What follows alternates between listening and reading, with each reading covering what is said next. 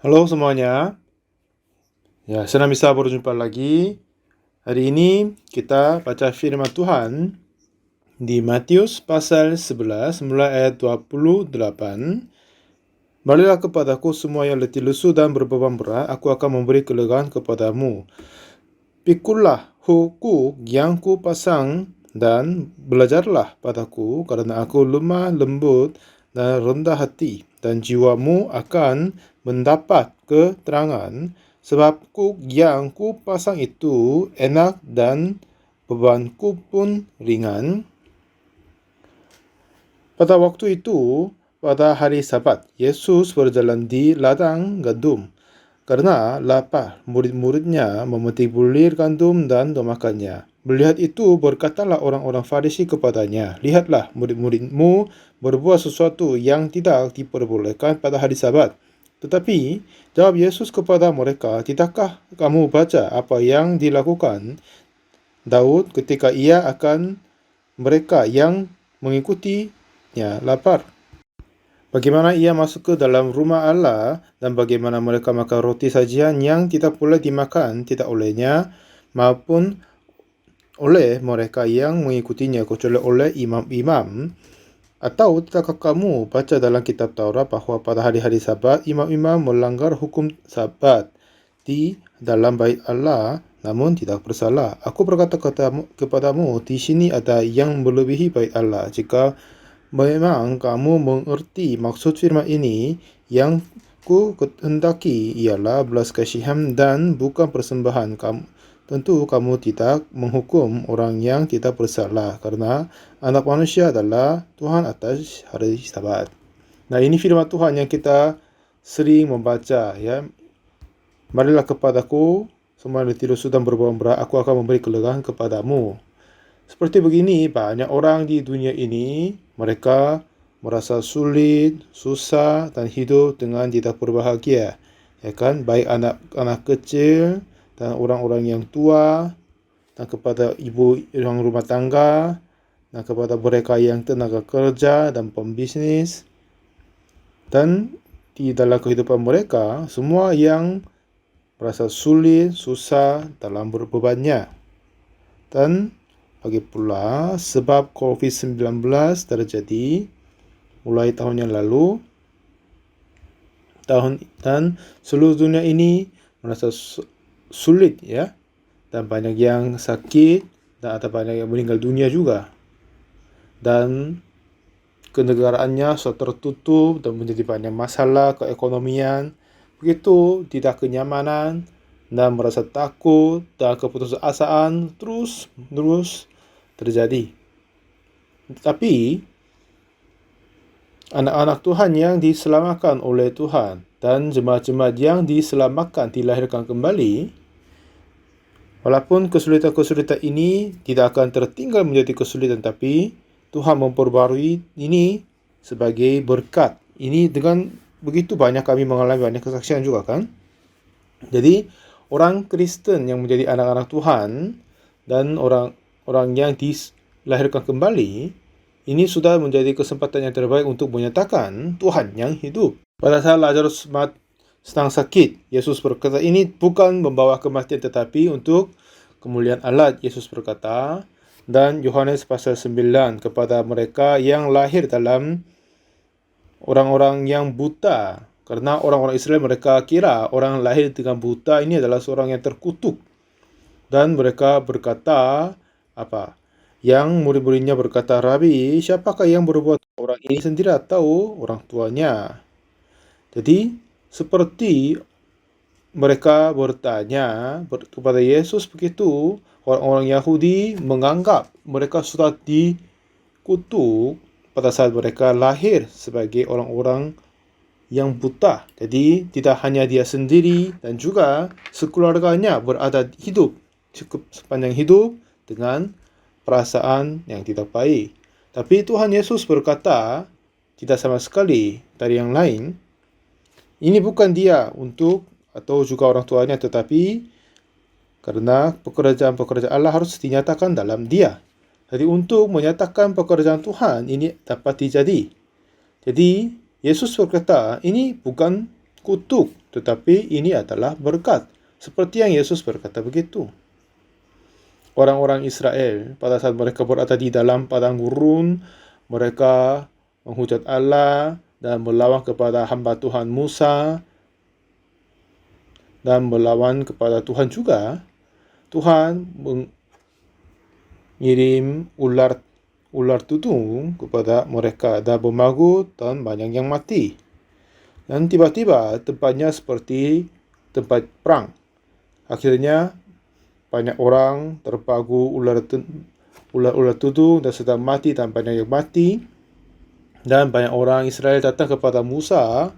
Musa, kami berbuat bersalah kepada Tuhan dan engkau. Tolong keluarkan ular ini, katanya. Dan pada saat Musa berdoa kepada Tuhan, oleh sebab ular tudung, banyak orang Israel kena tular, kematian dan sakit penyakit. Memang mereka ingin jauhkan dan hapuskan ular-ular daripada mereka, seperti yang orang-orang Israel mengingini kepada Tuhan. Tetapi Tuhan tetap membiarkan ular di antara mereka, tapi melainkan disuruh buatlah ular tembaga dan taruh di atas tiang. Siapa saja yang melihat akan sembuh, akan hidup. Jadi ular tudung memberi kesulitan, takut kepada orang-orang Israel. Tetapi oleh sebab ular tudung, ular tembaga dapat diciptakan. Seperti Yesus juga sudah berkata bagian ini, Yohanes pasal 3 ayat 14. Dan sama seperti manusia meninggikan ular di padang gurun, demikian juga anak manusia harus ditinggikan, supaya setiap orang yang percaya kepadanya beroleh hidup yang kekal. Jadi Tuhan Yesus kita juga, dia sudah menyebut cerita tentang ular tudung di bilangan pada saat dia berkata kepada Nikodemus di Yohanes pasal ketiga. Jadi pada saat Tuhan Yesus kepada semua orang yang dipagut oleh ular tudung, jika dia dipagut 1 kali atau 50 kali atau 100 kali lebih pun gak apa-apa, jika dia memandang ular tembaga, dia sembuh, dia hidup. Jadi racun dari ular itu tidak akan membunuh orang. Jadi maka dia hidup, maka dia memandangnya, ya, jika ia melihatnya akan hidup. Seperti yang begini, Tuhan berkata, dan sama seperti Musa meninggikan ular di padang gurun, demikian juga anak manusia harus ditinggikan. Seperti Yesus harus mati atas kayu salib. Jadi, kayu salib Yesus Kristus. Siapa saja yang melihat Yesus Kristus di atas kayu salib dan mempunyai imannya, racun dari iblis, racun dari ular sepertinya. Dan Tuhan menghapuskan semua kutuk, Tuhan telah menghapuskan semua kematian, dan lalu Tuhan memberi hidup yang kekal.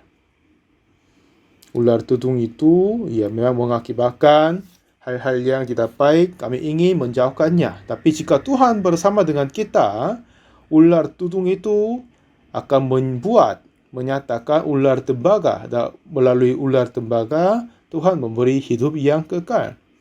Nah, jadi seperti ini kesulitan yang kita mengalami dan kesulitan sakit penyakit kita mengalami. Tapi jika dengan itu kita berhubung dengan Tuhan, akan berakhir dengan pendamaian. Seperti Yesaya 38:17 berkata, sesungguhnya penderitaan yang pahit menjadi keselamatan bagiku, engkau yang mencegah jiwaku dari lubang kebinasaan. Nah, seperti penderitaan terhubung dengan keselamatan. Ular tudung terhubung dengan ular tembaga. Penderitaan datang dari ular tudung itu akan mendadakan hidupnya kekal melalui ular tembaga. Seperti kita semua lahir sebagai keturunan Adam dan Hawa, dan lahir sebagai orang berdosa dan hidup dalam dosa dan kejahatan. Dan Tuhan mengasihi kita. Jadi firman Tuhan di sini bilang apa? Engkaulah yang mencegah jiwaku dari lubang kebinasaan, sebab engkau telah melemparkan segala dosaku jauh dari hadapanmu. Nah, benar sekali, ya kan? Semua dosa-dosa kita telah menjauhkan daripada kita melemparkan kepada Yesus Kristus. Semua kutuk dan dosa kita telah menanggungkan kepada Yesus dan memberikan pendamaian bagi kita, memberi pendamaian, kekudusan, berkat, kebenaran kepada kita. Jadi, sekarang dan ular tudung yang ini menjadi membuat kita melihat, memandang kepada ular tembaga seperti kelemahan-kelemahan kita, kekurangan kita, dan banyak kesulitan-kesulitan yang kita punya ini. Semua itu akan membuat kita menghubung dengan Yesus Kristus. Tadi kita baca, marilah kepadaku, ditilusu, aku akan memberi kelulangan kepadamu. Dan pikulah kuk yang ku pasang dan belajarlah kepadaku, kerana aku lemah lembut dan rendah hati, dan jiwaku akan mendapat ketenangan. Sebab kuk yang ku pasang itu enak dan bebanku pun ringan. Nah, di sini bilang apa? Setelah Yesus berkata, marilah kepadaku, siapa ada tilusu, aku akan memberi kelulangan kepadamu. Lalu apa yang Yesus bilang? Pikulah kuk yang ku pasang kepadamu, dan jiwamu akan mendapat ketenangan.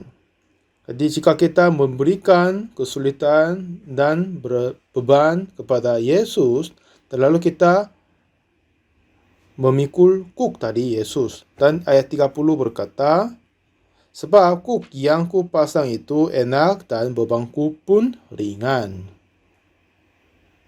Nah, jadi kuk yang Tuhan memberikan kepada kita, ini katanya ringan, ya kan? Jika kita pergi ke Asia Tengah,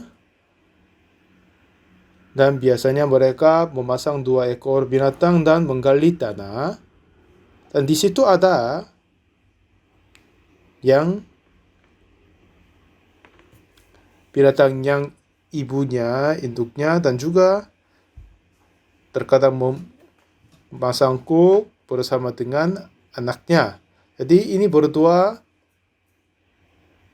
menarik dan keretanya.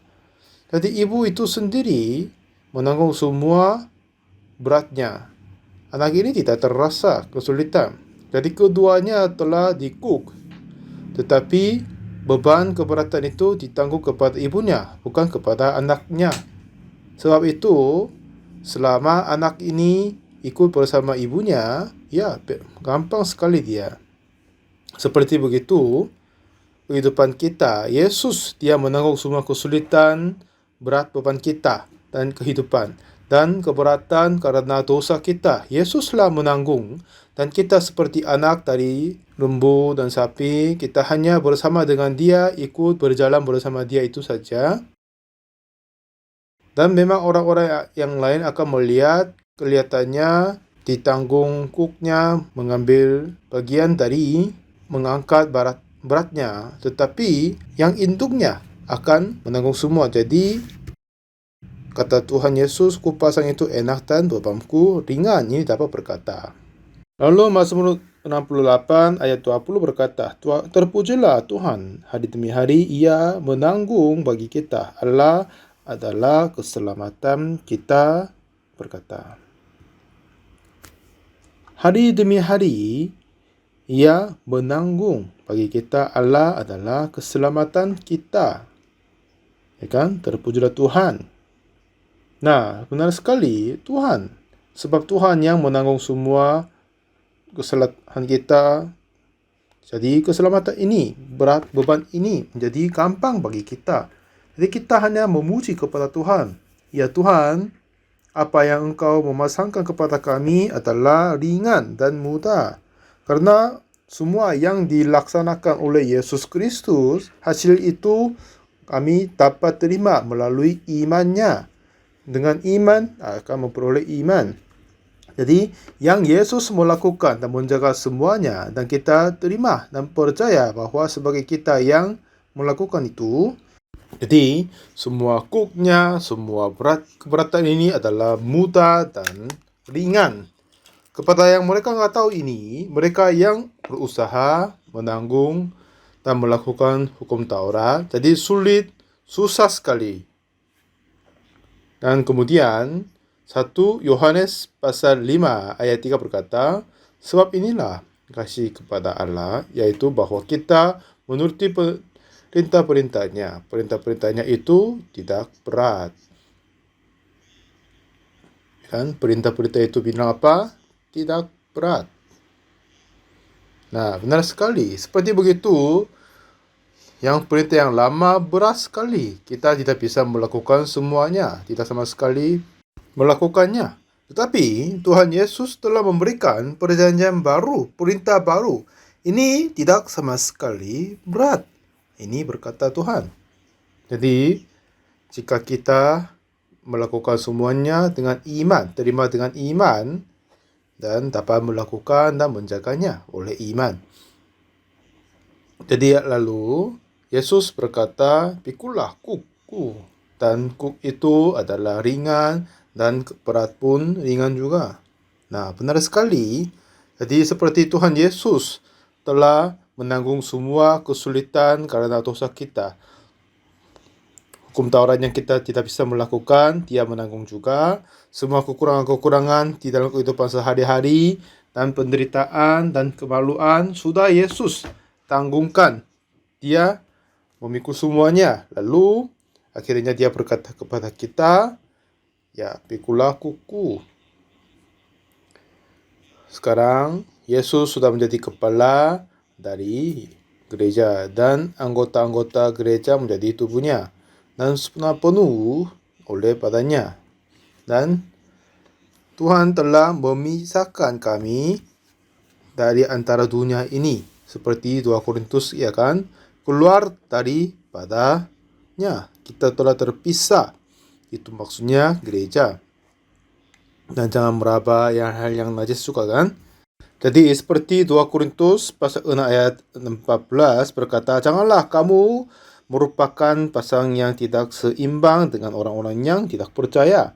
Jadi orang-orang yang tidak percaya, mereka harus menanggung kuknya diri sendiri, tetapi kuk dari orang-orang percaya, artinya oleh sebab kepercayaan Yesus, jadi Yesus memberikan yang kuknya itu akan bukan kita menanggung, tapi Yesus yang tanggung. Seperti yang kedua ekor binatang mengambil satu kuk itu, tetapi yang anaknya hanya panggil saja, tapi semua keberatan tanggungkan kepada ibunya. Jika hanya dia berikut sama dengan induknya ibunya, ini sama dengan kukku telah ringan. Seperti Yesus telah menanggung keberatan karena dosa dan kejahatan, dan Tuhan Yesus menanggung semua segala kesulitan kehidupan kita. Itulah Yesus Kristus. Ada seorang misionaris, pada saat dia melayani di Afrika, satu ketika dia pergi ke perjalanan misi di desa. Pada saat dia pergi ke desa, satu ketika teman-temannya, saudara-saudaranya, mereka tiba-tiba memegang batu yang besar dan mau berjalan. Jadi seorang misionari ini merasa ada aneh. Ayo saudara, kenapa Anda mengambil batu yang besar dan berjalan? Kata mereka, oh ya Pak Pendeta, misionari, coba Anda harus angkat batu ini untuk berjalan. Kenapa? Mereka tidak menjawab. Oh, misionari ini bilang, kenapa saya harus mengangkat batu yang berat itu? Dia berpikir. Tapi sebentar lagi, mereka dapat menemukan sungai yang agak besar dan airnya cepat sekali dan sudah mencapai lehernya ke kedalaman air itu. Dan saudara-saudara mereka membawa batu dan masuk ke dalam sungai dan bisa berjalan. Dan misionari itu dia takut untuk menyeberang karena alirannya cepat. Tapi saudara itu berkata, "Oh, misionari, Anda harus memeluk batu besar. Kalau gitu, dengan batu itu tidak akan teralir. Harus bisa berjalan dengan aman. Angkat satu batu," mereka berkata. Jadi lalu dia mencari satu batu yang besar dan mengangkat dan masuk ke dalam air sungainya. Yang heran adalah itu berat dari luar, tapi jika dia masuk ke dalam air menjadi ringan sekali. Dan itu terasa ringan, tetapi oleh sebab batu yang besar itu dia tidak akan terlayang, tapi dia dapat menyeberang sungai itu. Nah, seperti kehidupan kita juga begitu kan? Jika kita harus memegang batunya, sebab itu kita tidak akan terlayang di aliran-aliran duniawi dan berjalan sungai begitu. Jadi inilah apa yang Cook sama pasangan. Dan kita menerima Cook tentang penginjilan, menerima Cook dari Yesus Kristus. Jadi jemaat-jemaat yang menerima keselamatan Tuhan pada saatnya KKR, CRF Conference, sama atau Bible Seminar, World Camp, atau acara-acara Paskah. Dan jemaat-jemaat kudus, jemaat-jemaat kami selalu membawa laptop dan mengambil cuti dari kerja. Lalu mereka pergi ke keluarganya, tetangganya, dan sampaikan firman Tuhan disampaikan oleh Pak Pendeta. Dan terus kenalkan acara-acara yang terbaik. Dan dengan begitu memberitakan Injil kan. Nah, jadi Cook dan keberatan ini yang kita tanggung ini adalah Cook untuk keberatan Injil dan gereja. Ini adalah enak dan ringan. Dan selama kita mengikuti gereja, memberitakan Injil dan mengajak teman-teman untuk masuk ke KKR dan mempersembahkan keuangan, ini semuanya akan menjadi kebahagiaan kepada kita juga. Dan Cook ini dan beban ini adalah enak dan ringan berkata. Memang di luar dari sungai batu itu merasa gemuk, tapi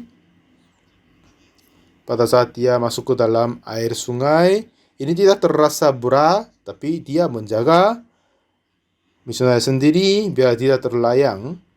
Seperti batu itu, jika Yesus Tuhan kita, dia menanggung dan menebus kita dari semua kutuk, dari dosa dan kejahatan. Dan dia sendiri menjaga semua hukum Taurat.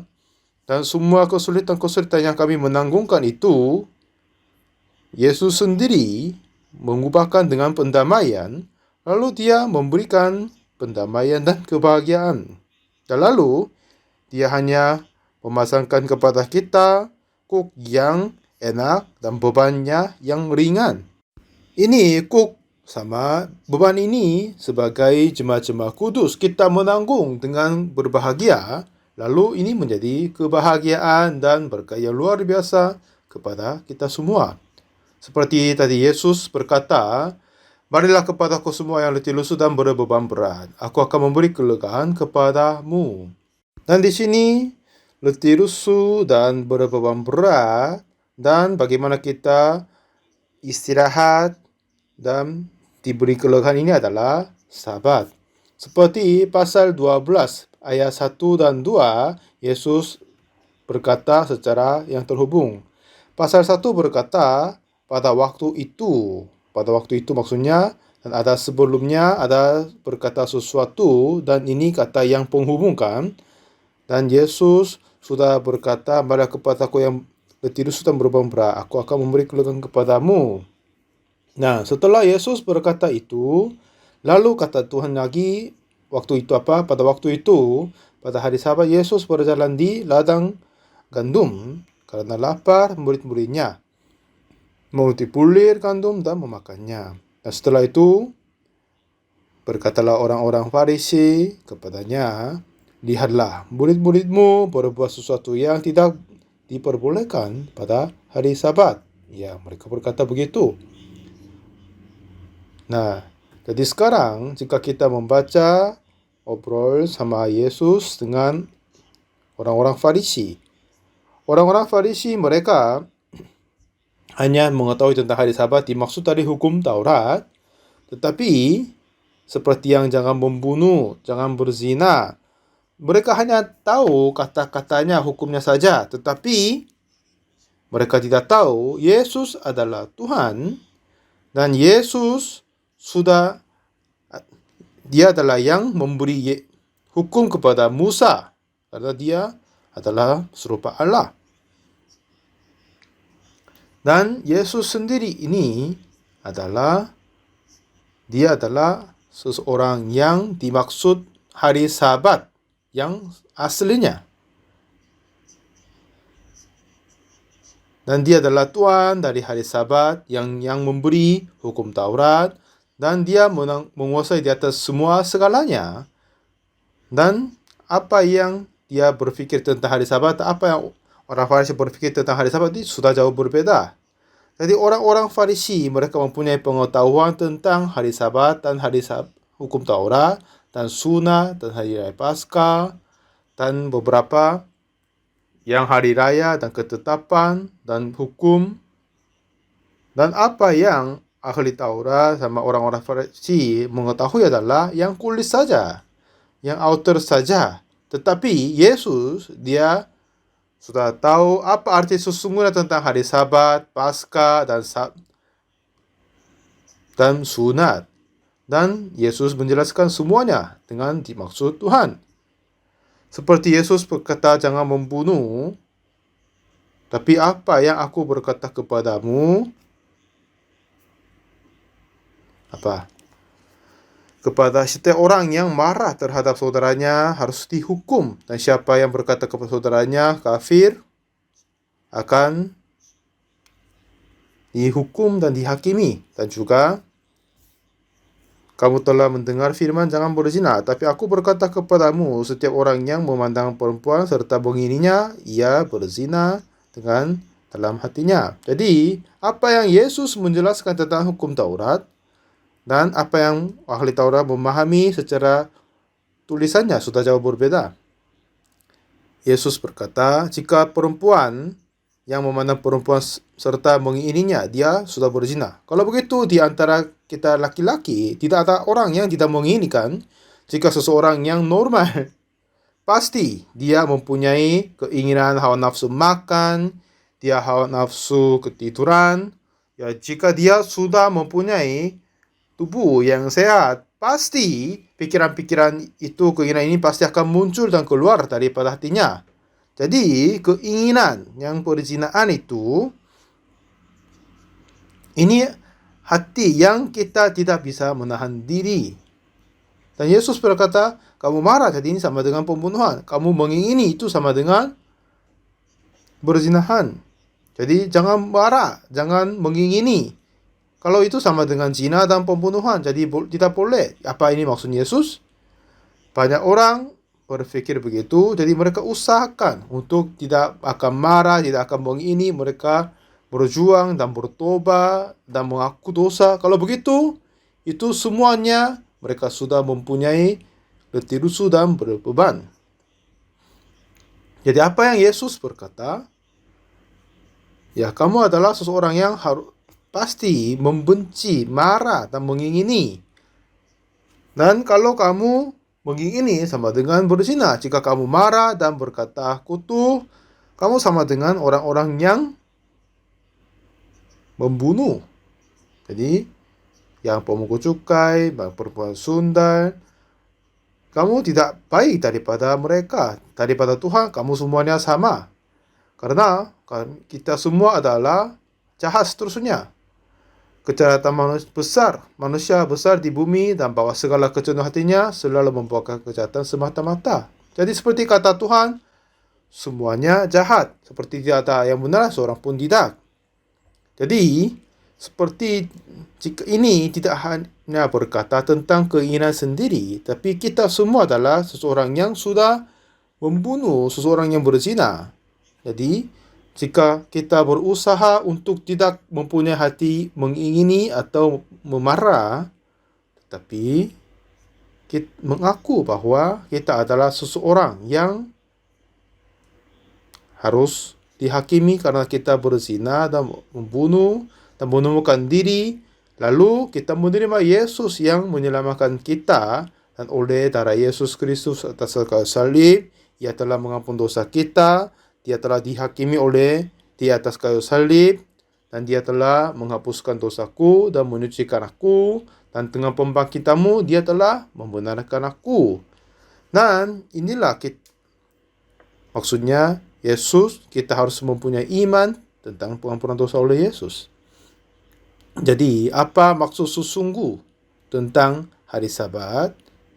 Yang dimaksud dari orang Farisi, maksudnya, kita tidak boleh kerja pada hari Sabat. Pada hari Sabat harus diam tetap saja. Mereka hanya berpikir begitu.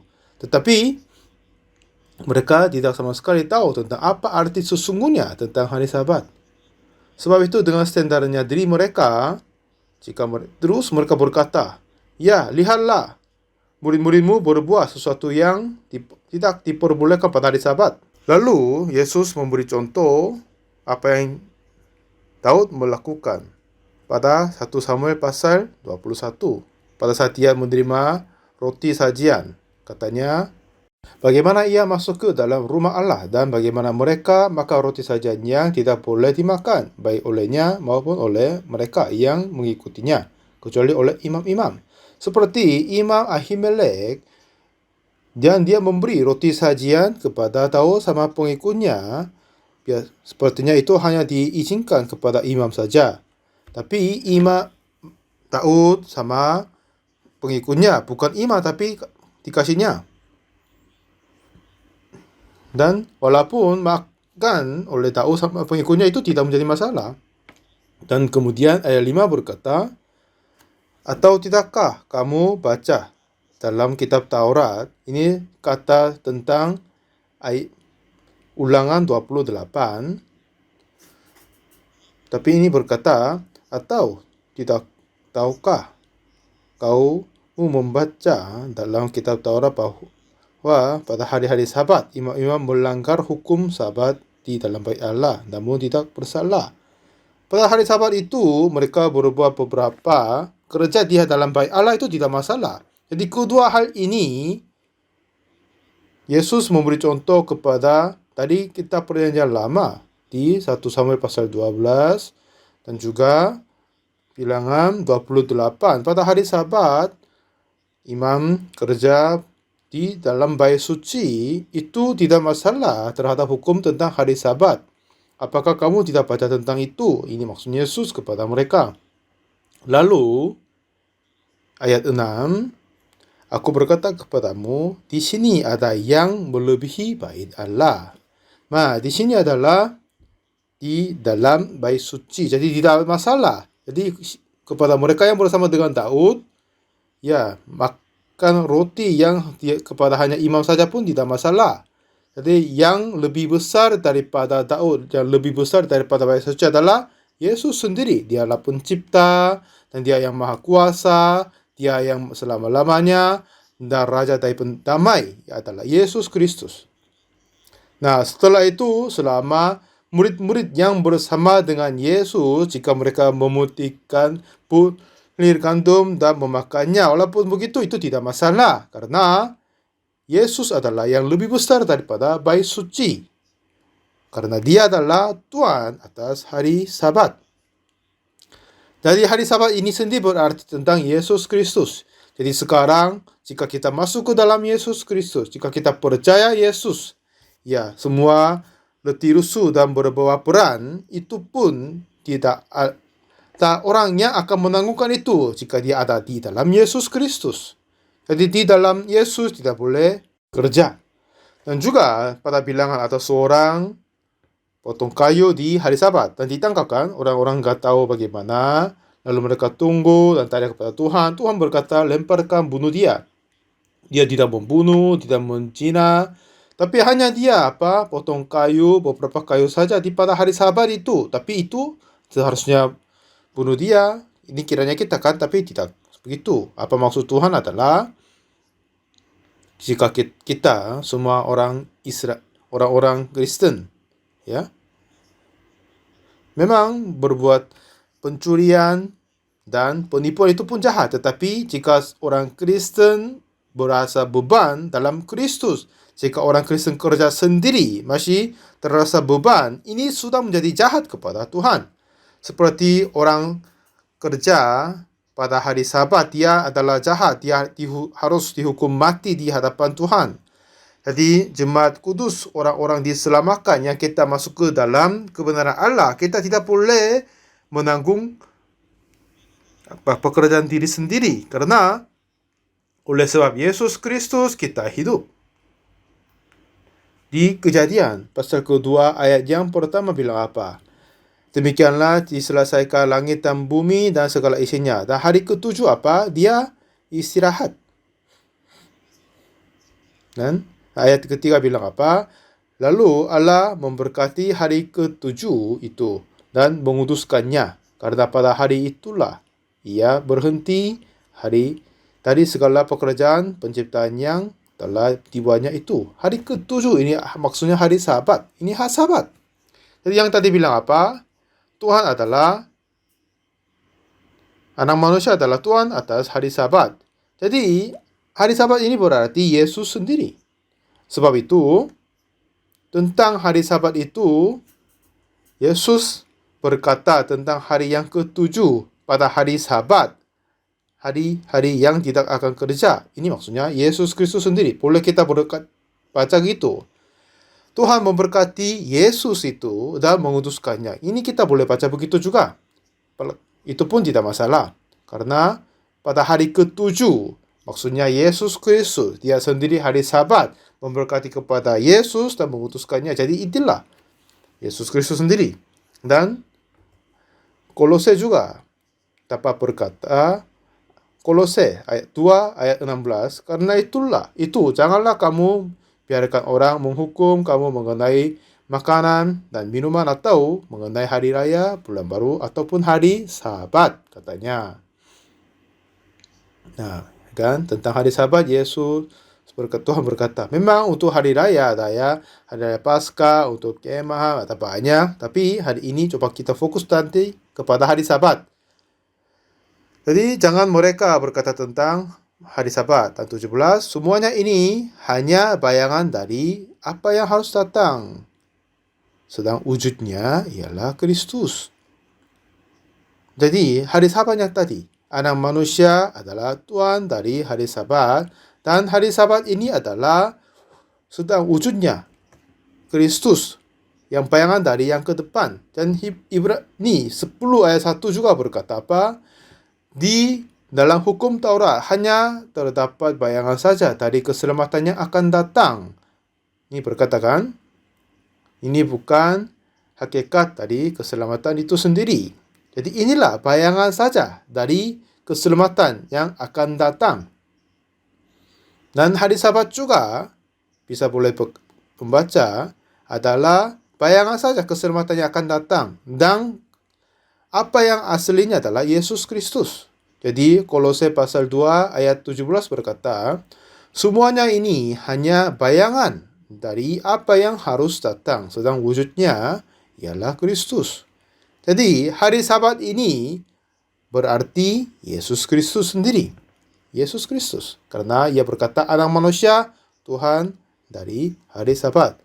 Jadi untuk mereka istirahat pada hari Sabat, sepanjang minggu mereka kerja keras, tapi pada hari Jumat malam mereka lepaskan yang barang yang berat. Iya, ini masuk hari Sabat, jadi mereka meninggalkan barang-barang yang berat dan istirahat. Inilah hari Sabat. Seperti begitu, kita susah karena keberatan, karena dosa, kejahatan, permasalahan sehari-hari, dan permasalahan penyakit, permasalahan anak, permasalahan kerja, dan hubungan manusia, dan banyak kesulitan-kesulitan dari kehidupan diri. Kita seharusnya menanggung sepanjang tahun, sepanjang kehidupannya. Tetapi Oleh Yesus, Tuhan telah memaku semua keberatan, kesulitan di atas kayu salib dan mengakhirinya. Jadi pada hari ketujuh, Tuhan telah memberkati hari ketujuh dan memutuskannya. Jadi hari ketujuh ini maksudnya Yesus Kristus. Jadi Tuhan memberkati Yesus dan memutuskannya. Dan apa yang wujud dari hari ketujuh adalah Yesus Kristus. Jadi pada hari ketujuh adalah tidak kerja, istirahat dan masuk Sabat. Dan semuanya selesai dan istirahat. Jadi di dalam kepada mereka yang masuk ke dalam Yesus Kristus, kepada mereka yang sudah masuk ke dalam Tuhan, seperti dia yang istirahat, kita pun istirahat. Seperti Ibrani pasal 4 ayat 10. Sebab barang siapa telah masuk ke tempat perhentiannya, ia sendiri telah berhenti dari segala pekerjaannya, sama seperti Allah berhenti dari pekerjaannya. Ya, benar sekali. Amin. Nah, seperti begitu, kita sudah ada di dalam Yesus Kristus. Sebab di dalam Yesus Kristus tidak sama sekali ada penghukuman. Dan selama kita berada di dalam Yesus, kita akan istirahat. Dan semua berat kita memberikan kepada Yesus. Dan kita hanya menerima semua segala yang Tuhan memberikan kepada kita oleh Yesus Kristus melalui kayu salib. Yakub sama beban itu adalah enak dan ringan. Dan semua kuk itu dari Yesus Kristus itu Yesuslah menanggung semua yang keberatan itu. Dan dari samping kita tidak merasa beban. Dan kita hanya berjalan sama dengan Yesus. Seperti lembu anaknya, seperti keledai anak bersama dengan ibunya. Seperti gambarnya begitu. Jadi kehidupan rohani kita di dalam gerejanya begitu kan.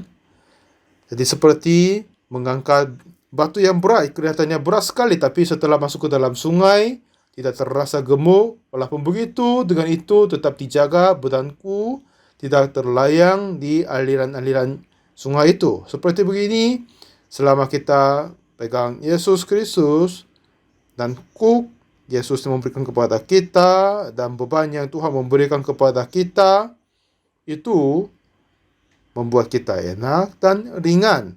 Dan akan menjaga kita, tidak akan jatuh ke dalam duniawi, dan semuanya. Ini boleh dikatakan begitu, saudara. Jadi, saudara, orang-orang Farisi, dengan pengetahuan dirinya sendiri, mereka tidak sama sekali memahami tentang hari Sabat dimaksud Yesus Kristus.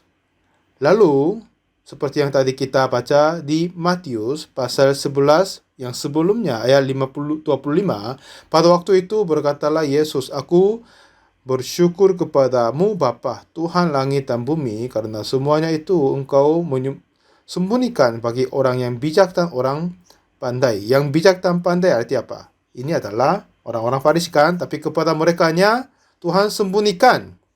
Orang Farisi, ahli Taurat, mereka kira mereka bijak dan pandai, tapi mereka tidak tahu tentang rahasia tentang hari Sabat, tapi mereka hanya merasa beban. Tapi kepada anak-anak kecil dan kepada murid-murid Yesus, dan kepada orang jatuh tangan penyamun, kepada mereka perempuan yang di Samaria, dan perempuan jatuh tangkap dari perzinahan, dan penjahat-penjahat di samping Yesus menyatakan itu. Nah, lalu Yesus berkata apa? Ya Bapa, itulah yang berkenan kepadamu. Nah, kemudian semua telah diserahkan kepadaku oleh Bapakku, dan tidak seorang pun mengenal anak selain Bapa, dan tidak seorang pun mengenal Bapa selain anak, dan orang yang kepadanya anak itu berkenan menyatakannya. Lalu katanya, "Marilah kepadaku semua yang letih dan berbeban berat, aku akan memberi kelegaan kepadamu." Jadi ahli Taurat, orang-orang Farisi, dan tua-tua, ya mereka tidak tahu tentang Yesus Kristus. Mereka tidak tahu Yesus adalah wujudnya dari hari Sabat. Mereka mempunyai letih lesu dan berbeban berat. keberatan dari dosa dan kesulitan. Mereka yang tanggung diri. Tapi kita gimana? Kita di dalam Yesus Kristus. Seperti Yesus berkata, mereka yang ada di dalam Yesus tidak ada penghukuman bagi mereka yang ada di dalam Kristus Yesus, kan? Jadi setelah kita masuk ke dalam Yesus, kita tidak perlu bertanggung jawab untuk beratnya. Jadi setelah kita dalam Yesus Kristus, kita harus istirahat. Jika kita kerja akan dilempar batu dan mati. Kita tidak boleh kerja. Tapi dengan iman Yesus sudah kerja, dan dengan iman itu kita dipasang kuk Yesus dan menerima beban dari Yesus. Betapa indahnya ini. Sebenarnya kita adalah orang-orang yang harus dimurkai, tetapi oleh sebab Yesus Kristus. Anugerah yang luar biasa yang Tuhan memberikan kepada kita. Nah, jika kita baca Yesaya 56, saya mau sampaikan sedikit lagi dan selesainya. Yesaya 56 ayat ketiga berkata, janganlah orang asing yang menggabungkan tadi kepada Tuhan berkata. Ya, ini Yesaya berkata apa? Pada zamannya masih Yesaya berada. Orang asing apa? Mereka tidak merayakan hari raya, tidak melakukan hukum Taurat, mereka tidak bersunat, mereka hanya makan makanan-makan apa saja yang najis pun. Mereka biasanya dianggap anjing sama babi. Dan orang-orang Yahudi, mereka selalu berpikir orang asing adalah harus satu ke neraka. Tetapi Yesaya sekarang ini apa berkata di Yerusalem? Dia menyatakan tentang firman Tuhan yang luar biasa. Seperti kita orang asing. Inilah firman Tuhan yang sangat-sangat berbahagia. Tapi orang-orang Yahudi seperti tadi ahli Taurat sama orang-orang Farisi yang berkata kepada Yesus karena muridnya bersalah. Dan juga seperti Nikodemus dan imam-imam kepala. Mereka pasti tidak suka apa yang Yesaya berkata. Kenapa? Bagaimana orang asing yang bergabung dengan Tuhan? Tapi akhir-akhirnya bilang apa? Orang asing yang menggabungkan diri kepada Tuhan. Mereka adalah yang sudah masuk ke dalam Yesus. Mereka orang asing yang beroleh iman kepada Yesus. Oleh sebab Yesus Kristus sudah menerima Sabat, keistirahat, kekudusan dan kebenaran oleh Yesus. Mereka adalah yang gabung dengan Tuhan. Jadi, orang asing yang menggabungkan diri kepada Tuhan oleh Yesus, dan sudah tentu Tuhan hendak memisahkan aku daripada umatnya. Dan janganlah orang kebiri berkata, sesungguhnya aku ini pohon yang kering. Jadi orang kebiri ini apa? Dan Ulangan 23. Ya, orang yang hancur buah pelirnya atau yang terpotong kemaluannya, mereka tidak bisa masuk. Ya kan? Jadi orang asing sama orang yang terhancurnya itu tidak bisa masuk ke dalam jemaat Tuhan. Dan ayat 3, seorang Amon atau seorang Amon janganlah masuk ke jemaat Tuhan. Sampai kapan? Sampai selama-lamanya. Selama-lamanya tidak bisa masuk ke dalam jemaat Tuhan. Tetapi seorang Amon sama Moab, mereka tidak bisa masuk. Tapi apakah Anda semua masih ingat tentang Rut, kan? Ya, tidak hanya dia masuk ke dalam jemaat Rut, tapi dia juga masuk namanya sisilah Yesus Kristus di Matius 1 juga. Katanya Ammon dan Moab janganlah masuk ke jemaat Tuhan. Tetapi bagaimana dia masuk? Karena oleh sebab kasih karunia darah Yesus Kristus di atas kayu salib saja. Jadi kepada mereka yang seseorang kebiri, orang yang Moab, Ammon tidak bisa masuk ke dalam jemaat Tuhan, tetapi bagaimana dia masuk? Hanya oleh kasih karunia Yesus Kristus dan darahnya. Itu saja. Jadi, jika kita baca kisah para rasul pasal ke-8, ya, Injil ini diberitahukan kepada orang-orang asing. Dan salah seorang orang asing Dan siapa yang menerima kasih karunia dan menerima kebenaran Tuhan adalah seorang kebiri. Seorang Ethiopia, seorang Shida, pembesar dan kepala perbendaharaan Sri Kandake. Dia datang dan ketemu dengan Filipus dan dia dengar firman Tuhan melalui Yesaya 53 ayat 6. Siapakah anak domba ini? Siapa yang menanggung dosa kita? Jadi Shida dari Ethiopia, dia dengar firman Tuhan daripada Filipus menjelaskan tentang Yesus Kristus, lalu dia menerima keselamatan juga. Nah, inilah seseorang yang menerima keselamatan Tuhan dari orang asing. Nah, seperti dia juga apa? Seperti yang Ulangan 23, orang yang hancur buah pelirnya atau terpotong kemaluannya, janganlah masuk jemaat Tuhan. Jadi, Shida dia harus memotong itu dan masuk ke dalam istananya kan? Kalau begitu, dia tidak boleh masuk ke dalam jemaat Tuhan. Tetapi, dia sendiri tidak akan menerima keselamatan Tuhan dan masuk ke dalam jemaat Tuhan. Tetapi, Tuhan membuka jalan melalui Yesus. Yang pertama adalah Shida. Betapa indahnya itu kan? Jadi kita semua orang asing, kita juga tidak lagi menerima keselamatan Tuhan semuanya. Kita sama dengan orang-orang yang kebiri. Kita sama dengan orang-orang Shida. Kita sama dengan orang-orang keturunan dari Moab sama Ammon. Tetapi kita bagaimana masuk ke dalam jemaat Tuhan? Kenapa kita bisa menjadi jemaat Tuhan? Kenapa kita menjadi anak-anak Tuhan? Karena hanya darah Yesus di atas kayu salib. Oleh itu sajalah Tuhan telah mengangkat kita menjadi anak Tuhan dan memasukkan kita di dalam sahabatnya, istirahatnya, dan telah memasukkan kita di antara jemaat-jemaat kudus dan memasukkan kita di dalam anugerah Tuhan. Inilah sangat yang berbahagia.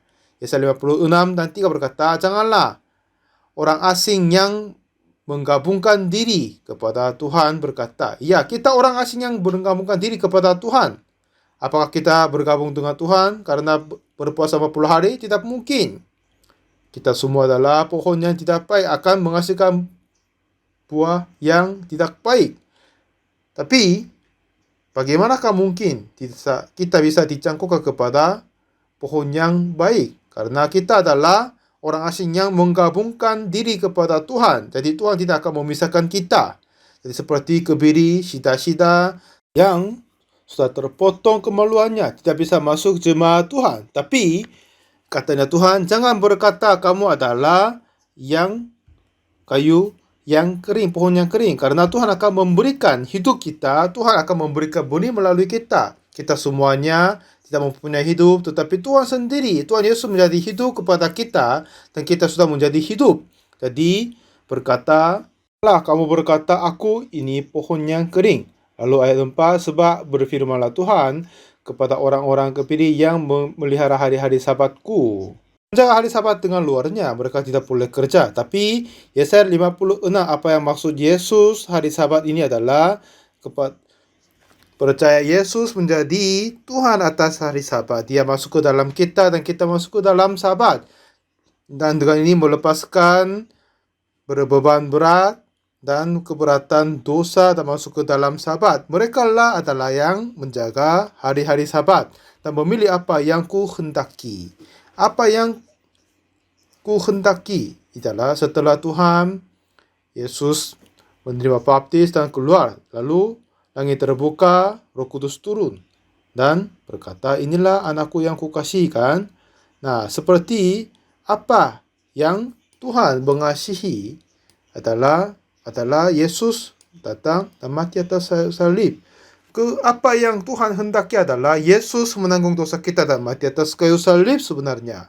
Jadi, memilih apa yang aku hendaki dan berpegang kepada perjanjianku.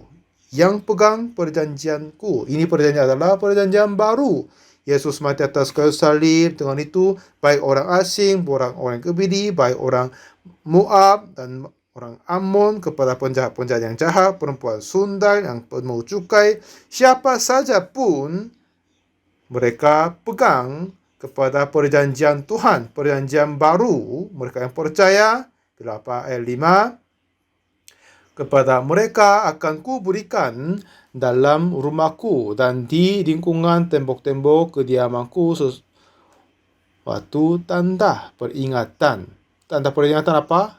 Kayu salib dan nama Yesus Kristus.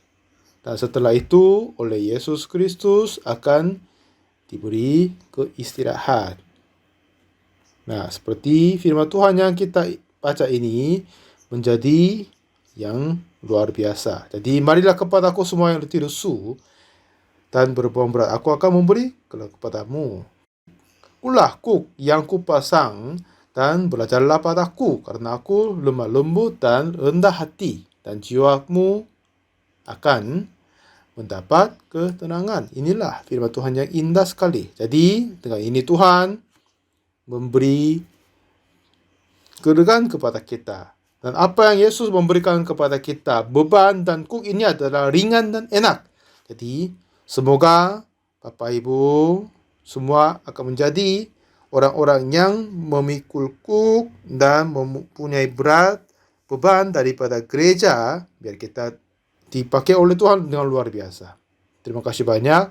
Mari kita berdoa. Tuhan Bapa kami yang hidup, pagi hari ini juga Engkau telah memberitahukan Engkau menjadi Tuhan atas hari-hari Sabat dan telah mengizinkan kami masuk ke dalam-Mu biar kami dapat istirahat, dan dari-Mu kami dapat menerima Engkau memberi kuk-Mu dan beban-Mu biar kami bisa mendapat istirahat sesungguhnya.